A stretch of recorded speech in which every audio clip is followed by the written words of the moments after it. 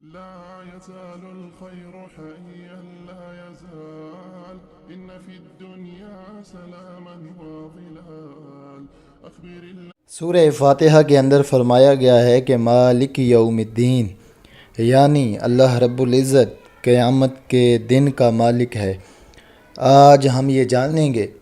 کہ مالک سے کیا مراد ہے، یوم شریعت میں کس کو کہتے ہیں، اور الدین سے قیامت کیسے مراد لی گئی ہے، اور مزید یہ کہ قیامت کا واقع ہونا کیوں ضروری۔ مالک اس شخص کو کہتے ہیں جو اپنی مملوکہ چیزوں میں جب چاہے جس طرح چاہے تصرف کرنے پر قادر ہو، اور شریعت میں یوم سے جو مراد ہے وہ طلوع فجر ثانی سے لے کر غروب شمس تک کے وقت کو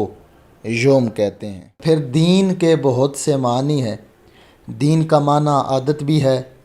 دین کا معنی اللہ رب العزت کی عبادت بھی ہے، اور دین کا معنی طاعت بھی ہے۔ لیکن علامہ زبیدی رحمۃ اللہ علیہ نے جو اپنی کتاب تاج العروس جلد نمبر 9 صفحہ نمبر 207 اور 208 کے اندر جو ذکر فرمایا، آپ نے فرمایا دین کا معنی جزا اور مکافات بھی ہے۔ تو اس لحاظ سے پھر ترجمہ یہ بنتا ہے کہ مالک یوم الدین، یعنی اللہ رب العزت قیامت کے دن کا مالک ہے۔ اس ضمن میں یہ بات یاد رکھیے گا کہ قیامت کے دن کی مقدار کے متعلق سورہ معارج میں یوں فرمایا گیا ہے کہ تعرج الملائکۃ والروح الیہ فی یوم کان مقدارہ 50,000 سنہ۔ فرمایا گیا ہے کہ اس دن کی مقدار 50,000 سال ہوگی۔ حضرت ابو سعید خدری رضی اللہ تعالیٰ عنہ روایت کرتے ہیں، وہ عرض کرتے ہیں یا رسول اللہ صلی اللہ علیہ وسلم، قیامت کے متعلق جو قرآن مجید میں ذکر ہے کہ یہ دن 50,000 سال کا ہوگا، اس سے کیا مراد ہے؟ تو رسول اللہ صلی اللہ علیہ وسلم نے فرمایا قسم اس ذات کی جس کے قبضہ و قدرت میں محمد مصطفیٰ کی جان ہے،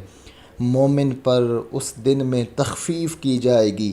حتیٰ کہ وہ جتنی دیر میں دنیا میں فرض نماز پڑھتا تھا اس پر وہ دن اس سے بھی کم وقت میں گزرے گا۔ اور ایک اور روایت میں حضرت ابو سعید خدری رضی اللہ تعالیٰ عنہ رسول اللہ صلی اللہ علیہ وسلم سے روایت کرتے ہیں